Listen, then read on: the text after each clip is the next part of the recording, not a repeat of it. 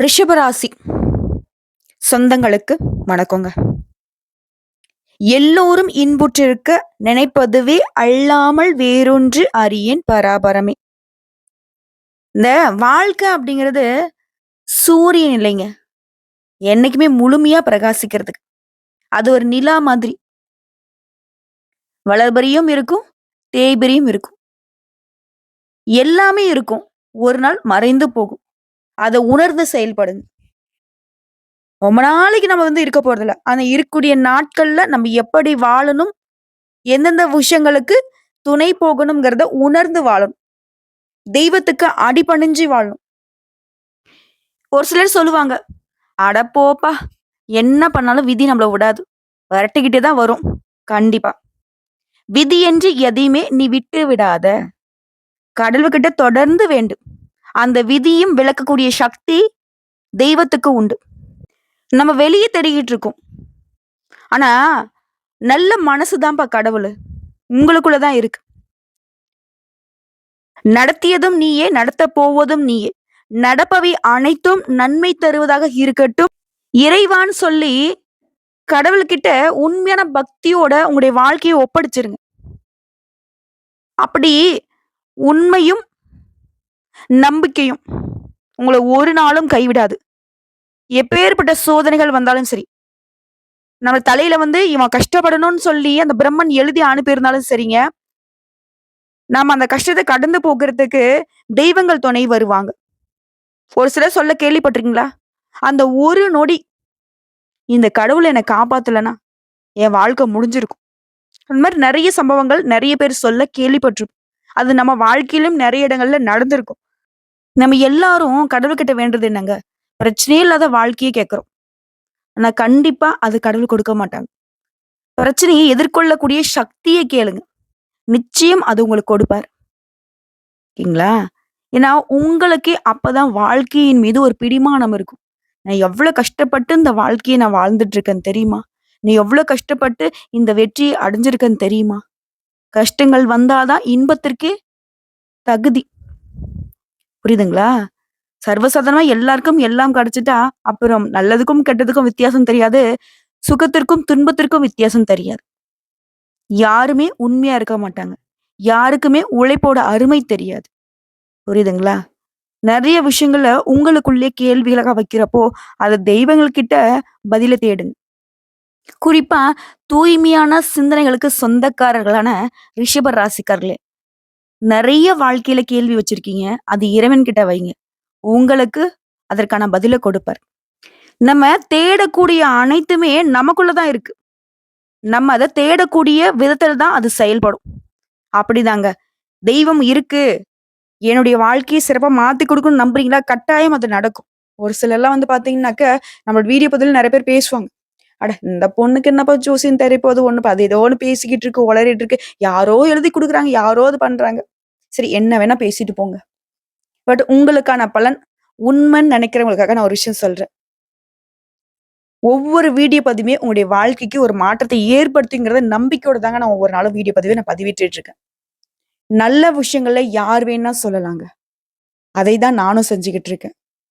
எனக்கு ஆதரவு தரக்கூடியவங்களாக இருந்தீங்கன்னாக்க, கமெண்ட் பாக்ஸ்ல பதிவிடுங்க, லைக் பண்ணுங்க. உண்மைகள் உரைக்க சொல்லப்படட்டும்.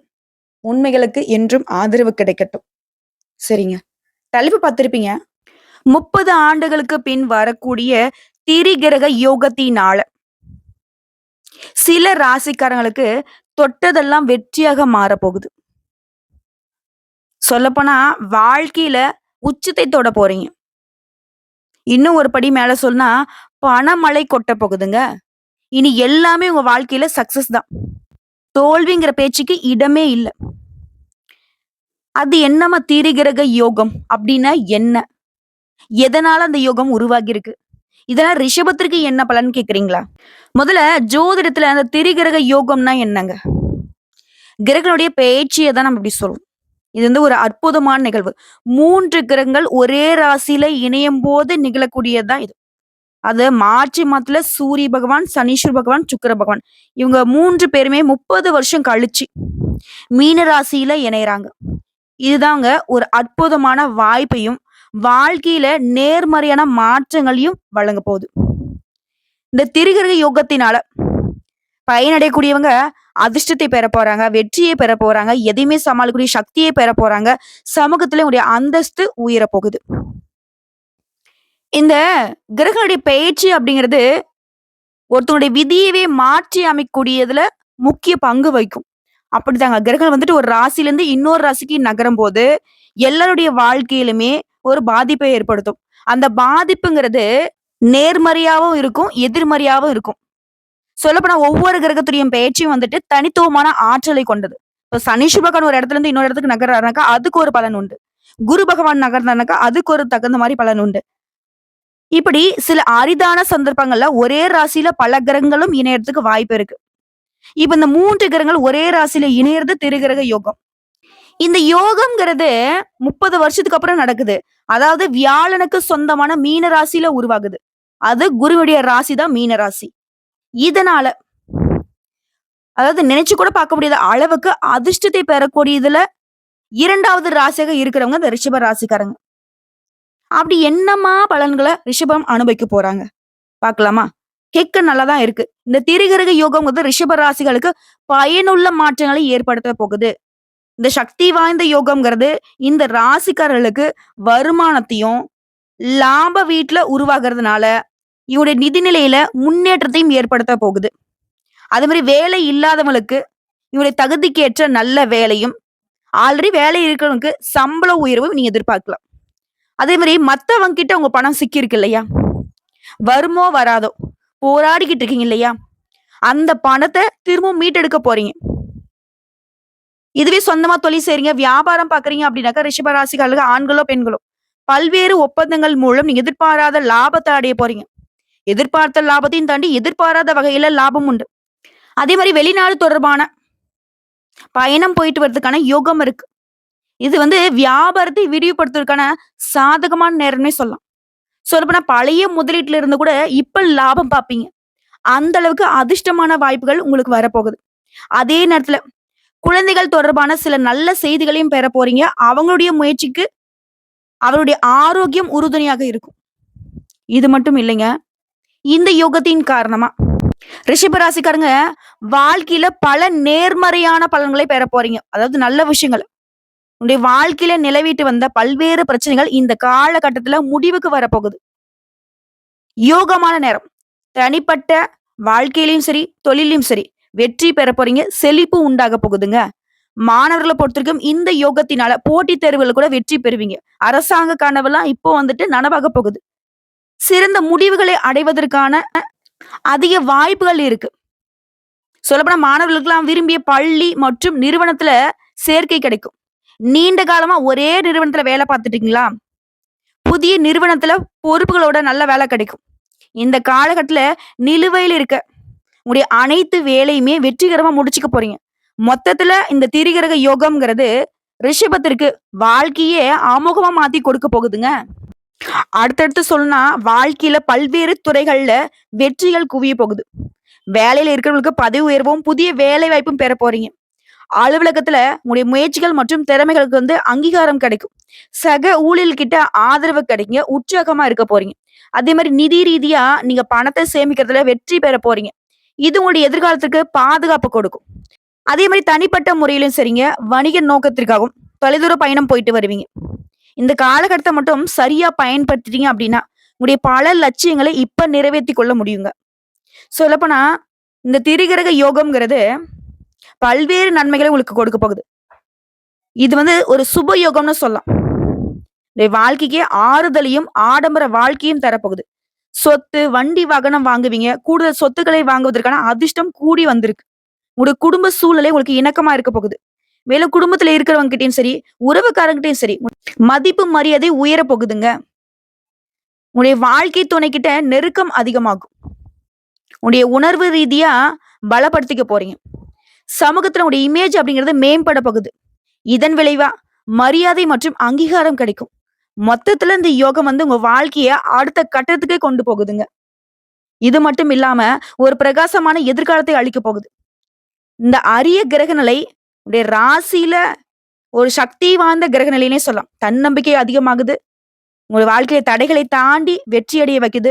வியாபாரிகளுக்கு இந்த யோகம் வந்து புதிய வாய்ப்புகளை ஏற்படுத்துங்க.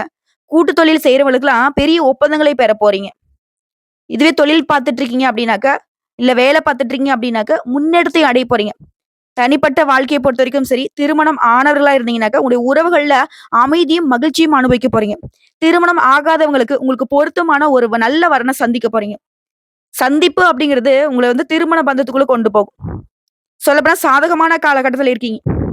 வாழ்க்கையுடைய அனைத்து துறைகளிலுமே முன்னேற்றத்தையும், செழிப்பையும் அடைய போறீங்க. பெண்கள பொறுத்தவரைக்கும் எந்த ஒரு விஷயத்துக்குமே தயக்கமோ, பயமோ இருக்காது. சிறப்பா செயல்பட போறீங்க. அதேமாரி குடும்பத்தோட புண்ணிய ஸ்தலங்களுக்கு போயிட்டு வரக்கூடிய வாய்ப்பு உண்டு. உங்களுடைய சாதுரியமான செயல்பாடுகளாலயும் எல்லா வகையிலுமே லாபத்த பார்க்க போறீங்க. ஆன்மீக எண்ணங்கள் அதிகமாகுதுங்க.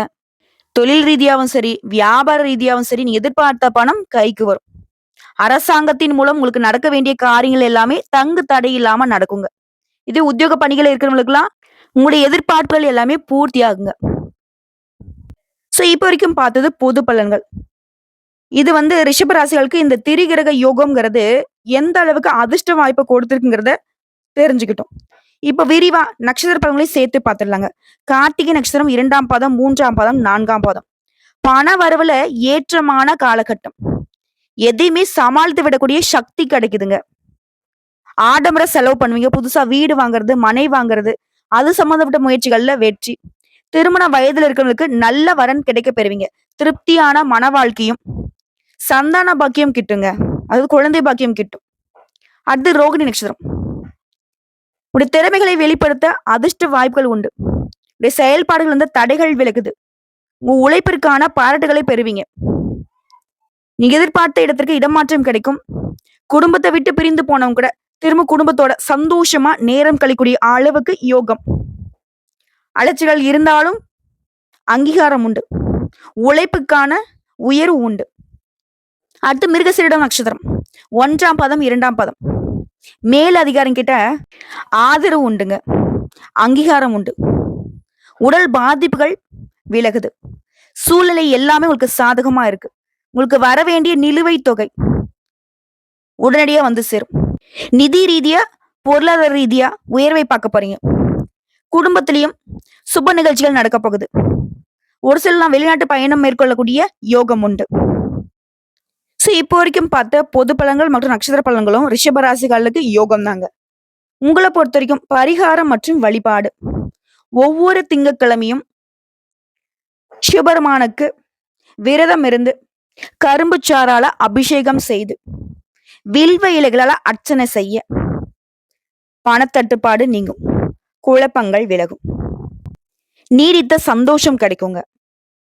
2வது பரிகாரம் மற்றும் வழிபாடுன்னு கேட்டீங்கன்னா, ஒவ்வொரு வெள்ளிக்கிழமை மகாலட்சுமி தாயாருக்கு பூஜைகள் செய்து மஞ்சள், குங்குமம் மற்றும் மாங்கல்யம் இந்த 3 பொருட்களையும் சுமங்கலிகளுக்கு ஒரு 5 பேருக்கு தானம் கொடுக்க நிலைத்த செல்வம் கிடைக்கும். நீடித்த புகழ் கிடைக்கும். எல்லாமே நல்லதாவே நடக்குங்க. அதே மாதிரி இந்த திரிகிரக யோகம்ங்கிறது இன்னும் பலப்படணும். ரிஷபராசிகளுக்கு இன்னும் யோகம் வரணும். அந்த யோகம் வந்து உங்களுக்கு நிலைச்சிருக்கணும்னு நினைச்சீங்கன்னா, நீங்க செய்ய வேண்டிய பரிகாரம்ங்க. வழிபாடும். சூரிய பகவான், சனீஸ்வர பகவான், சுக்கிர பகவான் இந்த 3 கிரகங்களுடைய சேர்க்கையினால்தான் இந்த யோகமே உங்களுக்கு உருவாகி இருக்கு.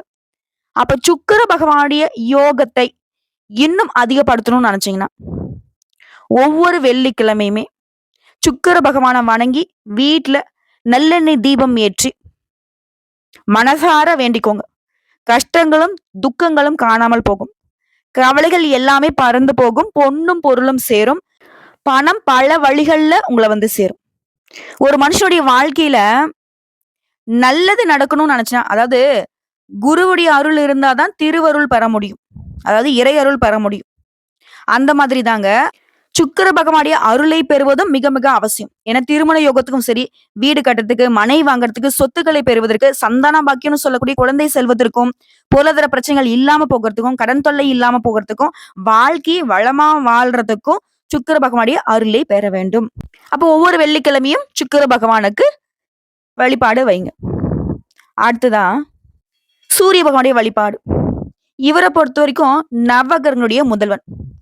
ஒருத்தனுடைய வாழ்க்கையில பணம், பதவி, பெயர், புகழ், அதிகாரம், அரசு அந்தஸ்து இந்த மாதிரியான யோகங்களை நீங்க பெறணும்னா, ஒவ்வொரு ஞாயிற்றுக்கிழமையும் விரதம் இருந்து சூரிய பகவானுக்கு வழிபாடு செய்யணும். இந்த சூரிய பகவானுடைய அருள் இருந்துச்சுன்னா, எதிரிகளை வெல்லக்கூடிய பலமும் கிடைக்கும். புரியுதுங்களா? சோ இவர் எப்படிங்க வழிபாடு செய்யணும்? காலையில எழுந்து சூரிய உதயத்துக்கு முன்னாடி பிரம்ம முகூர்த்தத்துல நீராடி பூஜைகள் செய்து, சரிங்களா? ஒரு தட்டுல கொஞ்சம் அரிசி, குங்குமம், சிவப்பு நிற மலர்கள், ஏதாவது ஒரு பழம் இத எடுத்துக்கோங்க. விளக்கேற்றி அத சூரிய பகவான் உதிக்கக்கூடிய திசை நோக்கி வச்சு, ஒரு சின்ன சொம்புல தண்ணீர் எடுத்துக்கோங்க. அது சூரிய பகவான நோக்கி அவரை வழிபாடு செஞ்சுக்கிட்டு, அந்த அர்ச்சனை தட்டுல தீர்த்தம் போல தெளிக்கணும். அந்த பூஜை முடிஞ்சதுமே நீங்க சாப்பிட வேண்டிய ஏதாவது ஒரு இனிப்பு வகை இருக்கணும். குறிப்பா வெல்லம் சேர்த்து சாப்பிடுறது உத்தமம். அதுக்கு பின்னாடி மாலை நேரம் வரைக்கும் எதுவுமே சாப்பிடக்கூடாது. தண்ணீர், பால் எடுத்துக்கலாங்க. அதாவது காலை முதல் மாலை வரைக்கும் சாப்பிடாம விரதம் இருந்துட்டு, மாலையில சூரிய பகவான் அஸ்தமனத்துக்கு முன்பாக சாப்பிடணும்.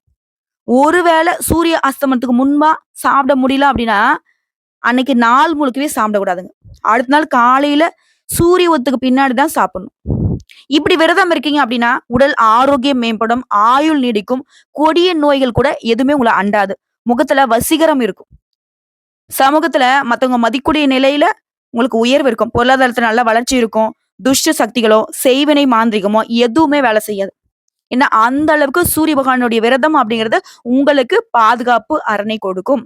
அதாவது உங்களை எதிர்க்கிறவங்க அந்த அரசனாவே இருந்தாலும் சரிங்க, ஞாயிற்றுக்கிழமை விரதம் இருந்து யார் ஒருத்தங்க சூரிய பகவான வழிபாடு செய்றீங்களோ, அந்த எதிரிகள் வீழ்ந்து போவாங்க. அந்த அளவுக்கு மகத்துவம் வாய்ந்தது தான் இந்த ஞாயிற்றுக்கிழமையில சூரிய பகவானுக்கு விரதம் இருக்கிறது. சோ தவறாம இந்த வழிபாடு செய்யுங்க. வாழ்க்கையில மிகப்பெரிய மாற்றத்தை சூரிய பகவான் அருளிடுவார். அடுத்த சனீஸ்வர பகவான். இவர் எப்படி வழிபாடு செய்யணும்? ஒவ்வொரு சனிக்கிழமையும் உங்களால முடிஞ்சதுன்னா விரதம் இருங்க. முடியாத பட்சத்துல பால் தண்ணீர் தாங்க. அத அருந்திட்டு நவகிரகங்களை வீற்றக்கூடிய சனீஸ்வர பகவானுக்கு கருப்பு வஸ்திரம் சாற்றி எள்ளெண்ணெய் தீபமேற்றி வழிபாடு செய்யுங்க. அதே மாதிரி இல்லாத ஏழை எளிய இல்ல ஊனமுற்றவங்களுக்கு, வாழ்வாதாரமே கேள்விக்குறியா இருக்கிறவங்களுக்கு உங்களால முடிஞ்ச பண உதவியோ, பொருள் உதவியோ, இல்ல சாப்பாடோ வாங்கி கொடுத்தீங்கன்னா, சனீஸ்வர பகவானுடைய கருணை பார்வை கிடைக்கும். புரியுதுங்களா? சோ இந்த 3 கிரகங்களுடைய வழிபாடும் உங்களுக்கு இன்னும் யோகமான பலன்களை அள்ளி கொடுக்குங்கிறத தெளிவா சொல்லிடுறேங்க. வரக்கூடிய வாய்ப்பை கரெக்டா பயன்படுத்துங்க. எல்லா விதங்களிலுமே தெளிவா இருங்க. தெளிவான சிந்தனையோட ஒவ்வொரு விஷயத்தையும் அணுகினால் வெற்றி நிச்சயம். இது கடவுளோட சத்தியங்க. வாழ்த்துக்கள். பலன் பார்த்து உன்னை வணங்கவில்லை சிவனே, உன்னை பார்த்த கணமே மகிழ்ச்சியில் ஆடுது என் மனமே, சிவசிவ பெருமானே. ஓம் நமக் சிவாய. தென்னாடுடைய சிவனே போற்றி, எந்நாட்டவருக்கும் இறைவா போற்றி போற்றி. எல்லாம் சிவமயம்.